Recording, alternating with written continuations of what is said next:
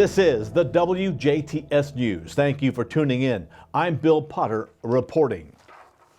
A Texas man was arrested in Jasper on OWI charges. Early Sunday morning, the Jasper Police Department responded to a single vehicle accident near the intersection of Westwood Boulevard and Village Court. Once officers arrived at the scene, they located two male subjects in the vehicle. They were able to identify the driver as 23-year-old Jose Martinez Jimenez of Houston, Texas. Officers noticed Martinez Jimenez was showing signs of impairment, so they transported him to the Jasper Police Department for a field sobriety test.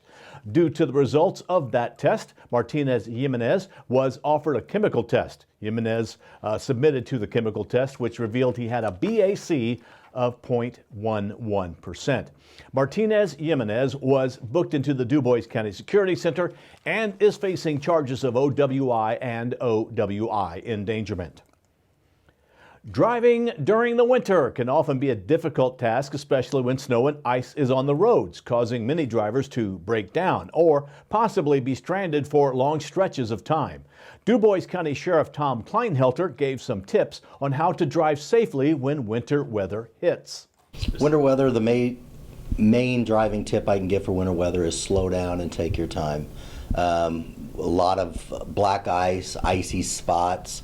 You can go, travel the same speed limit as always, and all of a sudden you hit an icy patch in the roadway and you lose control. So it's just slow down, take your time. If you're familiar with the area, you should be familiar with the roads. So you kind of know where some of the icy spots are. Slow down in those areas and just kind of watch out for the slick spots. Sheriff Kleinhelter also noted some items you should keep in your car and things to keep in mind if you do get stranded or break down. It's always good. Again, something about your car is try to always keep a half a tank of gas.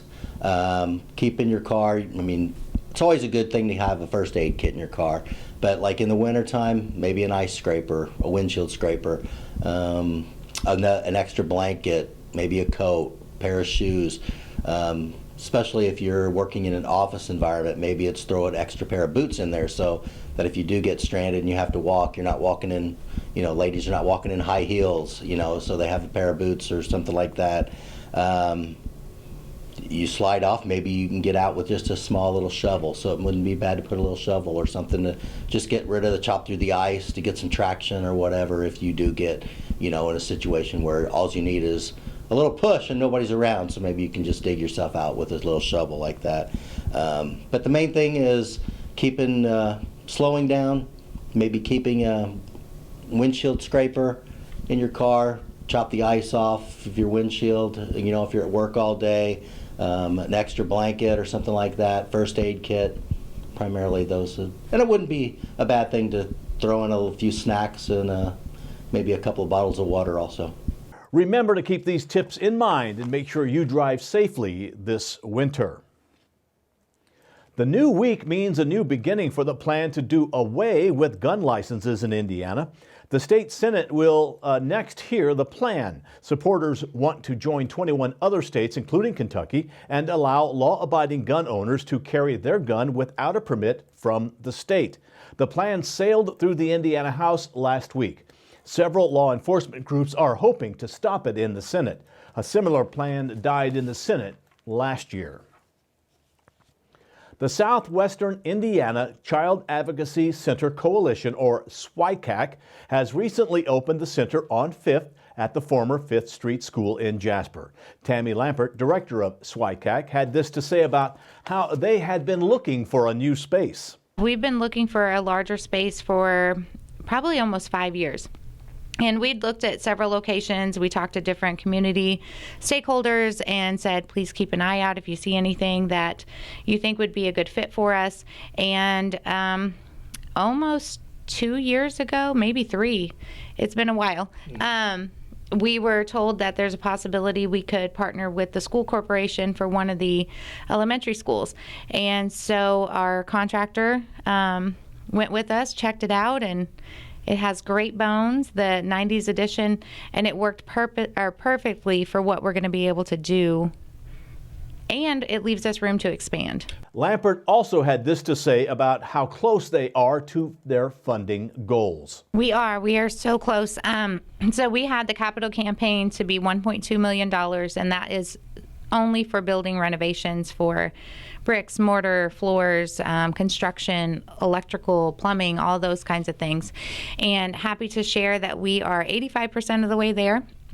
And so we want to announce to the community and give everyone that opportunity to be able to give to the cause, I guess you will, or give to the building and have their chance to be up on the donor wall. And so they can reach out to me. My email is swicacc@gmail.com. They can call the office phone number, which is 812-559-0490.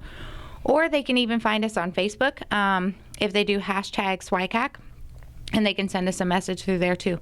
If you are interested in contributing via a donation or volunteering to the Center on 5th, as mentioned earlier, please contact SWICAC Executive Director Tammy Lampert via email swicacc@gmail.com or phone number 812-559-0490, 559-0490.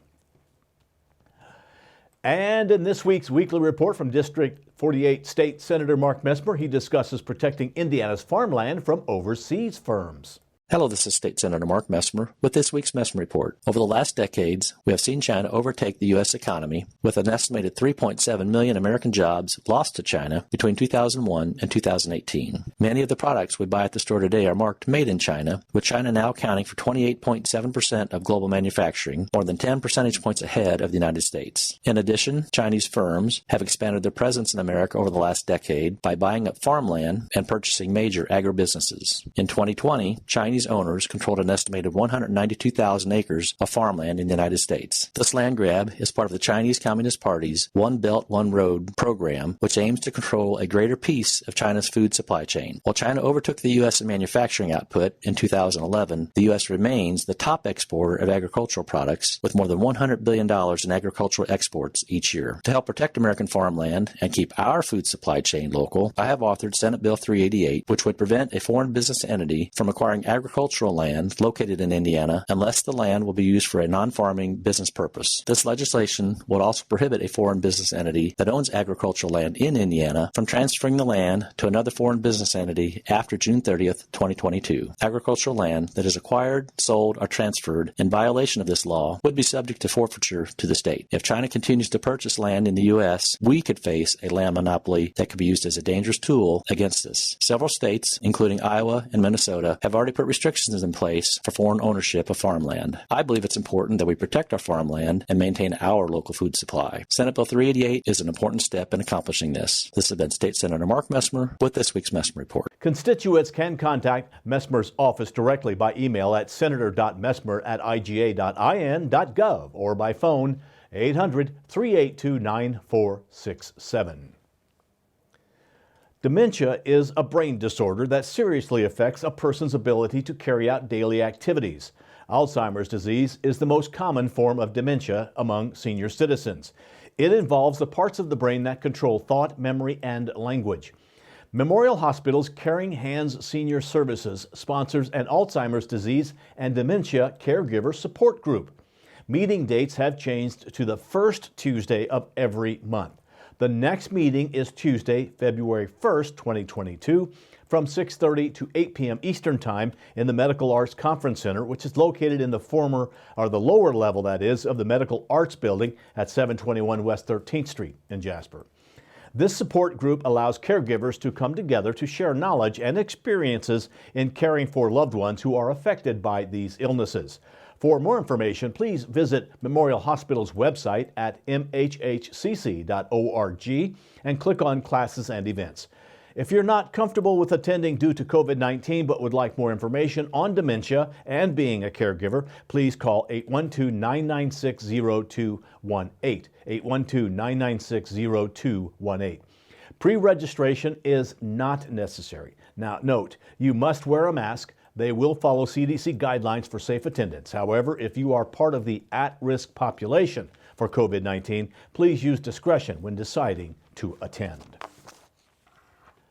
The Tri-County YMCA announces that its annual meeting will be held next Monday, the 24th of January at 5 p.m. at the Tri-County YMCA facility in Ferdinand. This meeting will present a review of 2021 activities, report on membership data, and share success stories from their members. Anyone is welcome to attend. For more information, stop by the Y at 131 East 16th Street in Ferdinand or visit their website, tricountymca.org, or you can like them on Facebook.